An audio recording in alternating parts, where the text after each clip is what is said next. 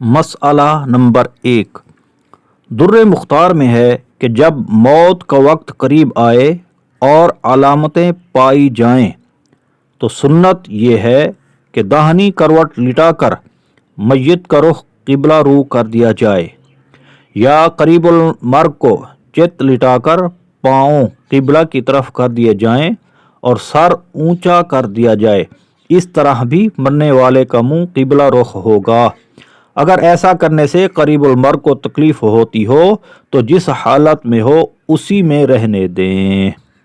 مواعظ رضویہ حصہ دوم صفحہ 36۔